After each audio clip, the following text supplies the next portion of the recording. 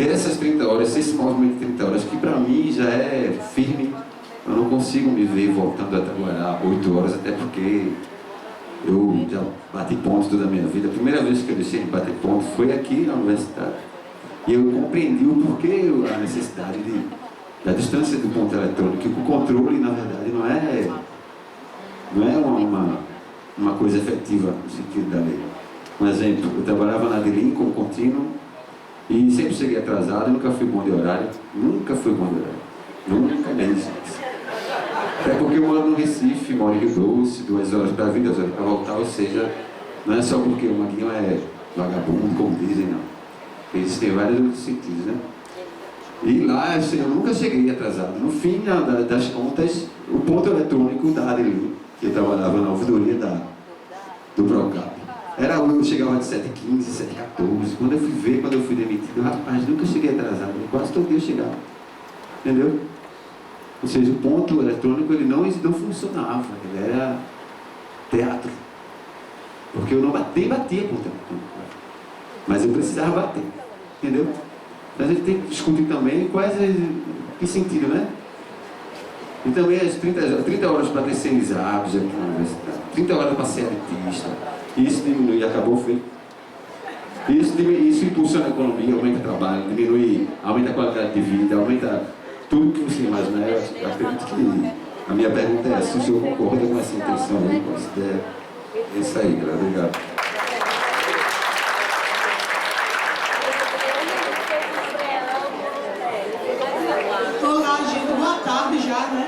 Eu sou Liedja. A universidade, nossa universidade é conceituada no mundo todo. E nós fazemos parte desse conceito. Se servidor técnico administrativo não trabalhasse, a universidade não tem o conceito que tem. Porque os professores, os alunos, todos precisam do nosso suporte técnico. Certo? Quando nós não queremos o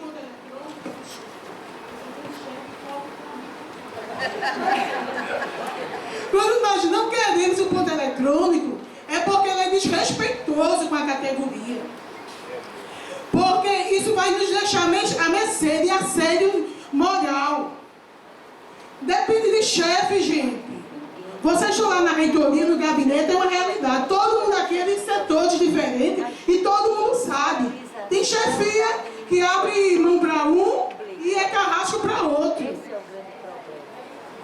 Então, assim, a minha pergunta é o seguinte: qual a necessidade de se implantar o ponto eletrônico na UFPE, haja vista que não há lei que o obriga, visto que, além do decreto 1590 de 95, ainda está em vigor, e seu artigo 6º, a linha 3, diz que a assiduidade pode ser feita por folha de ponto.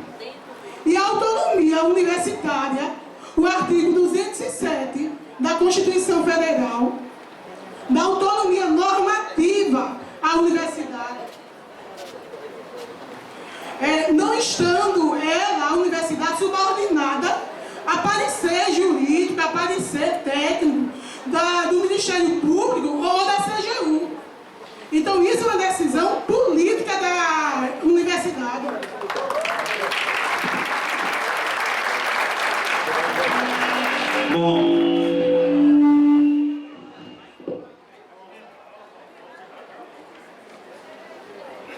Bom, pessoal, eu vou ceder, no caso, minha fala à companheira Jaqueline, mas eu queria só registrar uma coisa, né? Dizer que a gestão é minoria no Conselho Universitário, isso é brincadeira, né? Boa tarde a todos e a todas. Meu nome é Jaqueline, eu sou auditora daqui da Universidade Federal de Pernambuco. Trabalho na diretoria de controladoria da universidade e eu gostaria de direcionar a minha pergunta com relação às capacitações estrito sensu para os servidores. Por quê? Porque eu me vi numa situação que eu precisei de uma flexibilização a mais das 30 horas por conta do meu curso estrito sensu, que precisava de dedicação exclusiva, e eu requeri, via processo, para a Pró-Reitoria de Gestão de Pessoas, embasada em legislações, e me foi negado. Numa outra oportunidade, por azar o meu, como foi dito, né, por pessoas que estão aqui presentes na mesa, por falta de sorte minha, nesse mesmo período eu peguei chikungunya. E, por conta disso, eu precisei fazer tratamento de fisioterapia. E meus atestados de fisioterapia não foram aceitos.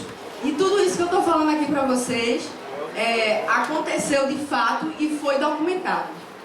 E aí a minha pergunta é a seguinte: como é que ficarão esses servidores que precisarão fazer curso estrito sensu para poder galgar um lugar melhor, inclusive na carreira?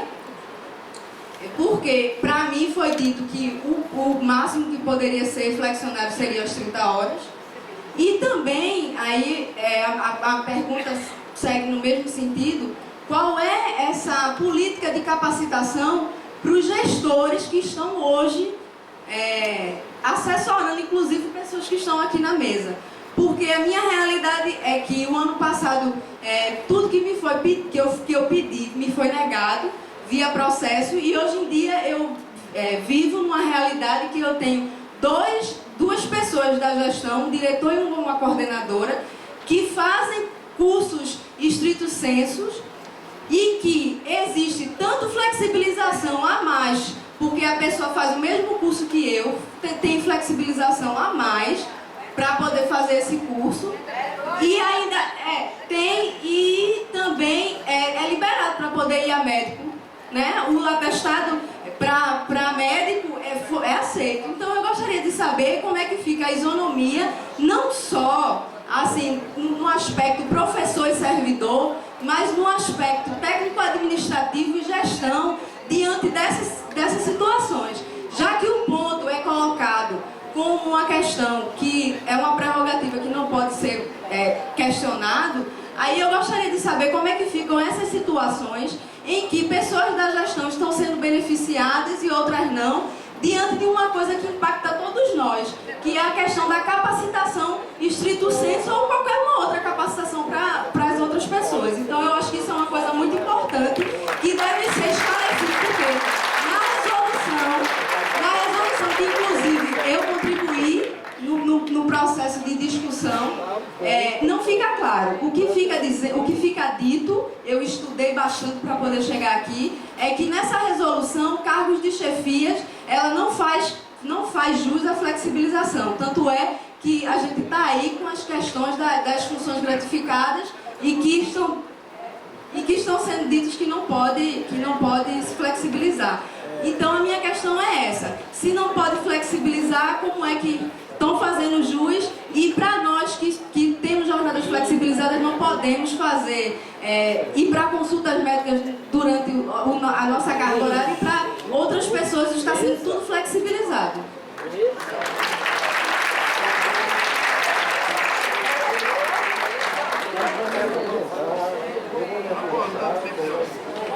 Bom dia a todos e a todas. Meu nome é Socorro Silva, sou coordenadora do Sintufep, coordenadora jurídica do Sintufep, né? Há 43 anos trabalho nesta universidade, certo? 43 anos trabalho nessa universidade, trabalho à noite, tá certo? Todos os dias, 11 horas, 11h30, eu estou chegando em casa, certo? Agora, tem uma coisa que eu quero falar, já passou muitas das vezes, mas é uma cobrança minha. Vou tocar, Anísio, por favor, estou falando. Eu te respeito quando tu está falando. Aí é o seguinte, eu não vou deixar de bater nessa mesma tecla.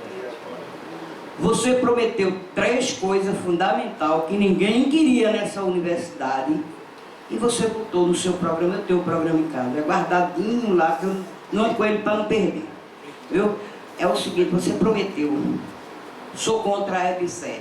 Está gravado no carro de som, que a gente gravou o seu discurso, todos os 3 discursos. Sou contra a EBSER.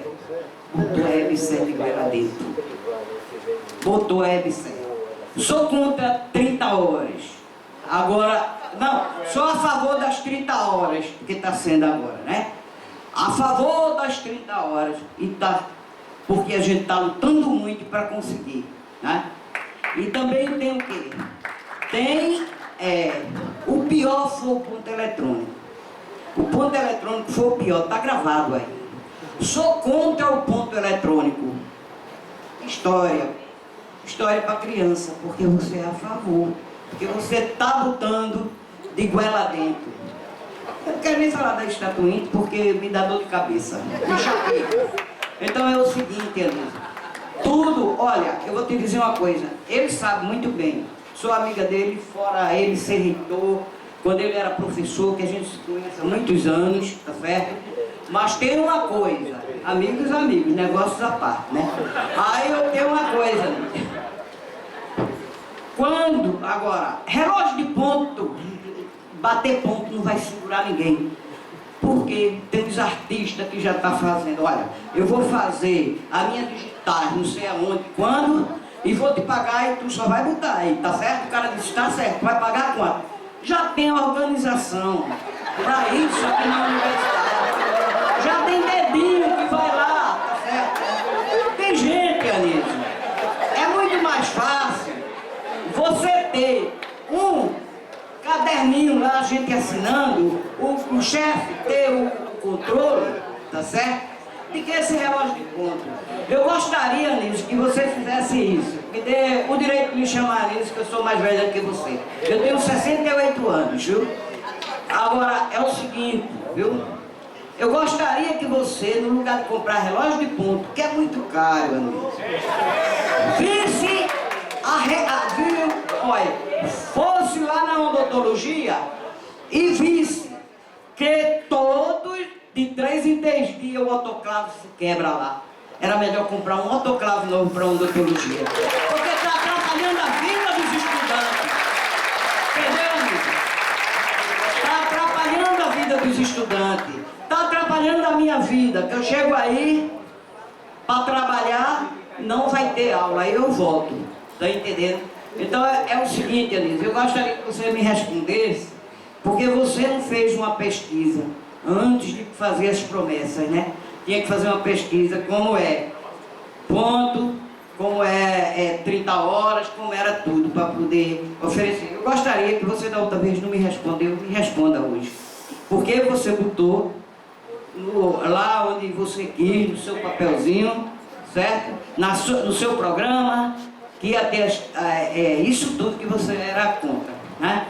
E agora, eu quero que você me responda, porque você botou e não assumiu.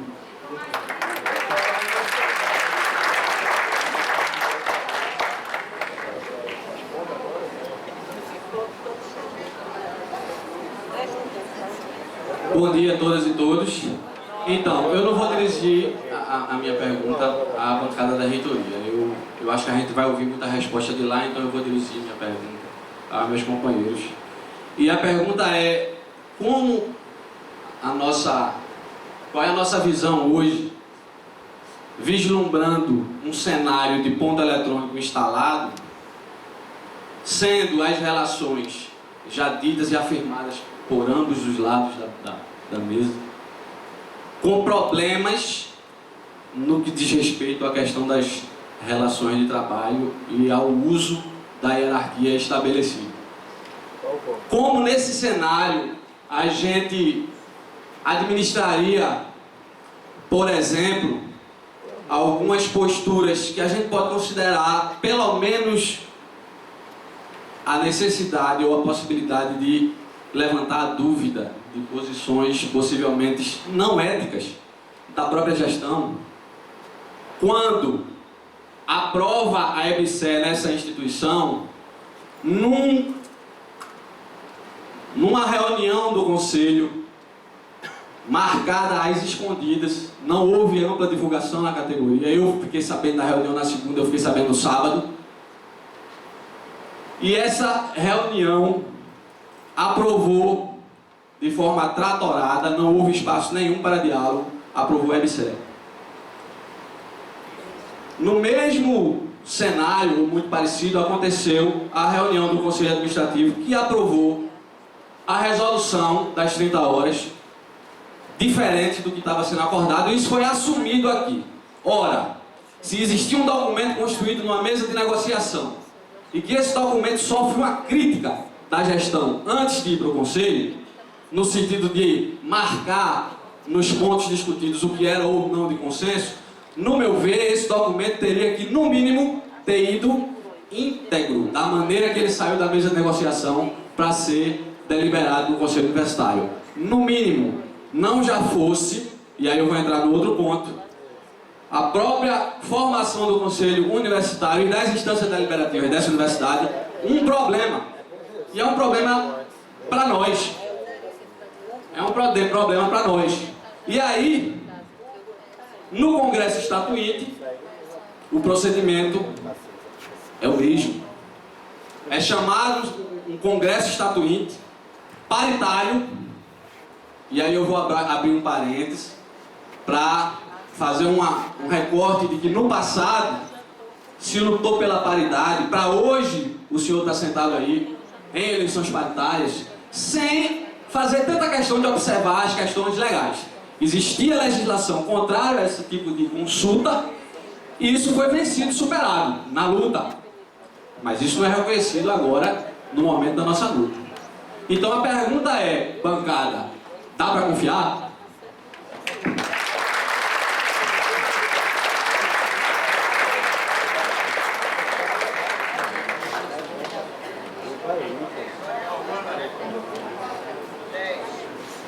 Na verdade, meu é só uma síntese, um desabafo.